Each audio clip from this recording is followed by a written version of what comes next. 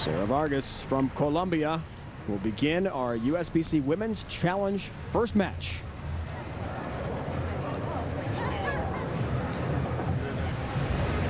One game. Winner advances. Underway with a strike. Well, you can't ask for a better start than that. She was pretty nervous in practice. She was moving around a lot. She made a ball change late, and it looks like she made the right move.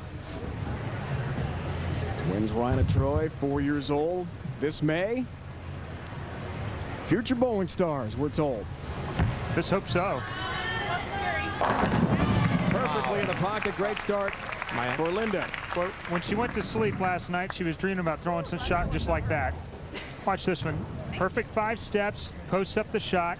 That's going to be key for her, is posting up shots. This ball splits the 1-3. Boy, that first one's hard. Wow, in this unique environment, to see these two girls both come out and strike perfect shots like that is pretty impressive. We've changed the Fashion Show Mall catwalk into a one-lane bowling arena. Fans crowding in as they do their regular mall shopping. What a setting we've got.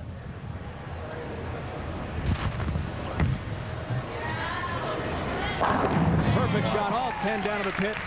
There's Sara. That's absolutely perfect execution. One thing she's really been working on with her coach, Rick Benoit, is with her hand getting around the ball and getting good acceleration through it. Here's Lynda, owner of 16 300 games in her career. Boy, she's really got good reaction out there. That was further right than the last shot, and that had no trouble making it back. What a start for each bowler here.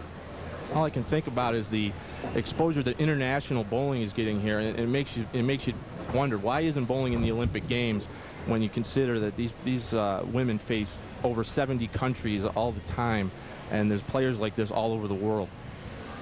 Sara won the World Ranking Masters this year. Tremendous international experience, as Tom pointed out.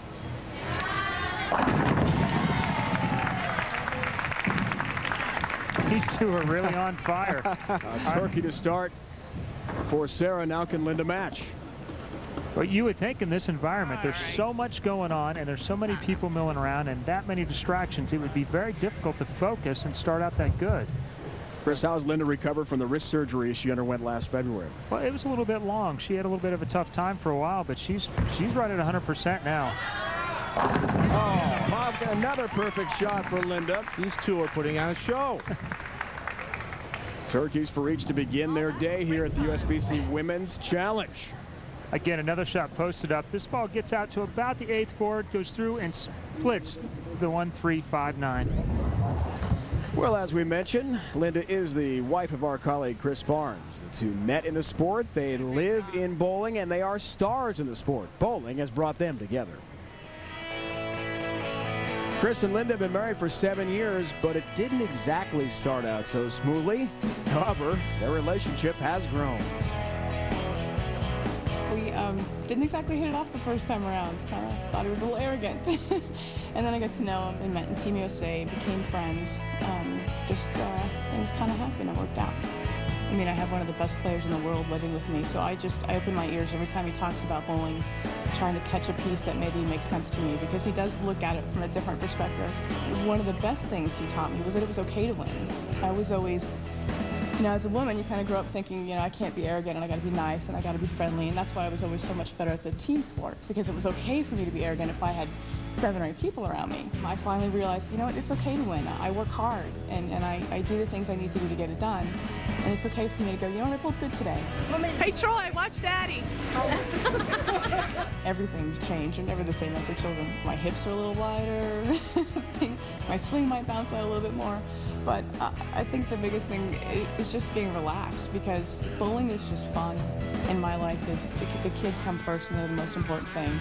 So to be able to go out and bowl and know that my kids are at home and that when I get home they're going to hug me and love me whether I win or lose, it just lightens the atmosphere of bowling. They're 4 years old. It's Ryan and Troy, and they've probably been bowling longer than they should be, probably about a year. They imitate their daddy. They do trick shots at home.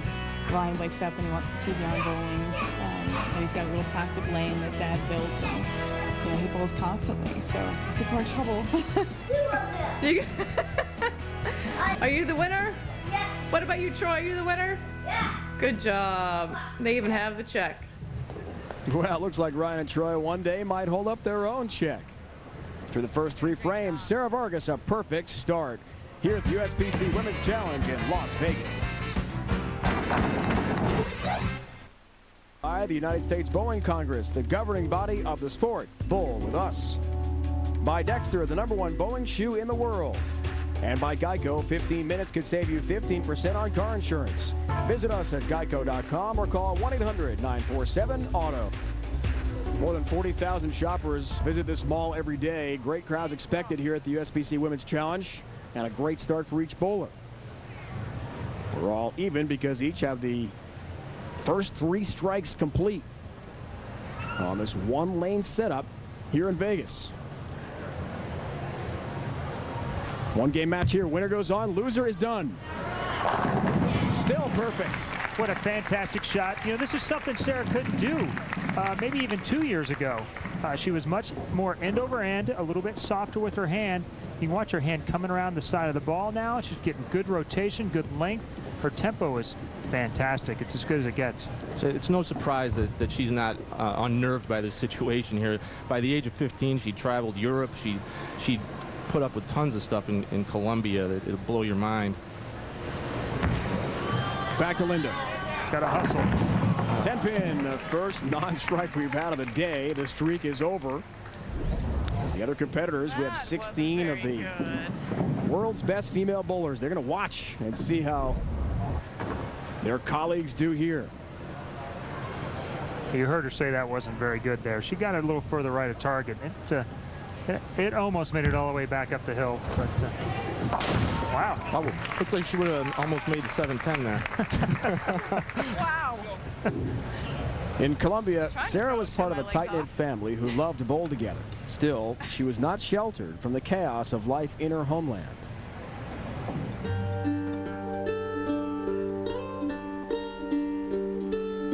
I saw a little boy eating dirt.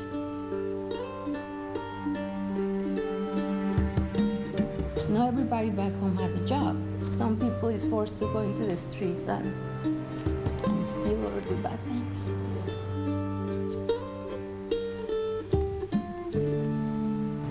My mom was a judge in Colombia for many years, so she had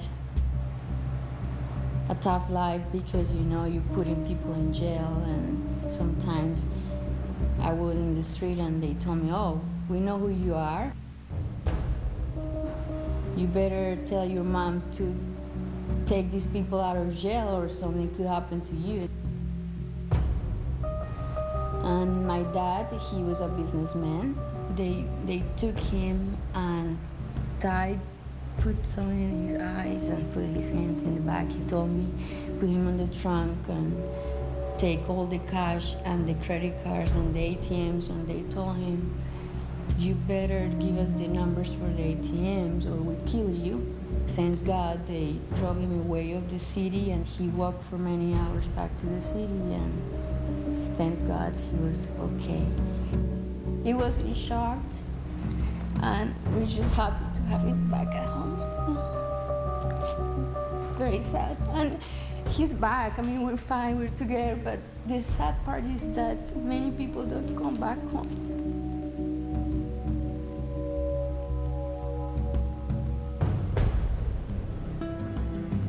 We miss Colombia every single day.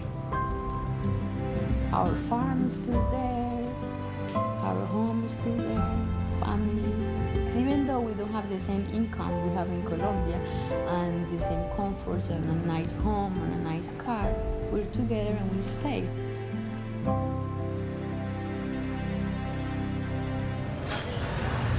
Simply